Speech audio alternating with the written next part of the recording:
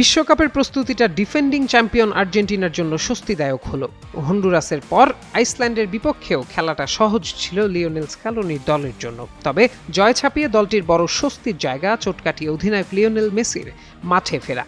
MLS-এ Philadelphia ইউনিয়নের বিপক্ষে পায়ের পেশির অস্বস্তি নিয়ে মাঠ ছেড়েছিলেন ইন্টার মায়ামি অধিনায়ক, যা শঙ্কায় ফেলে দিয়েছিল আলবি সেলেস্তে সমর্থকদের। তবে আইসল্যান্ডের বিপক্ষে দ্বিতীয়ার্ধে মেসি মাঠে তো ফিরলেন বটেই, দেখালেন জাদুও। বুধবার জর্ডান হেয়ার স্টেডিয়ামে বিশ্বকাপের আগে নিজেদের শেষ প্রস্তুতি ম্যাচে আইসল্যান্ডকে ৩-০ ব্যবধানে হারিয়েছে আর্জেন্টিনা। প্রথমার্ধে বাঁ পায়ের জোরালো শটে ভ্যালেন্টিন বার্কো দারুণ এক গোলে ডিফেন্ডিং বিশ্ব চ্যাম্পিয়নদের এগিয়ে দেন। দ্বিতীয়ার্ধে বদলি নেমে পেনাল্টি থেকে দ্বিতীয় গোলটি করেন মেসি। আর নির্ধারিত সময়ের খেলা শেষ হওয়ার ৪ মিনিট আগে আইসল্যান্ডের জালে বল পাঠান থিয়াগো আলমাদা। এই ম্যাচে আর্জেন্টিনা তাদের চিরায়ত ছোট পাসের সুন্দর ফুটবল খেলেছে, কাউন্টার মেকানিজমেও দেখিয়েছে দক্ষতা।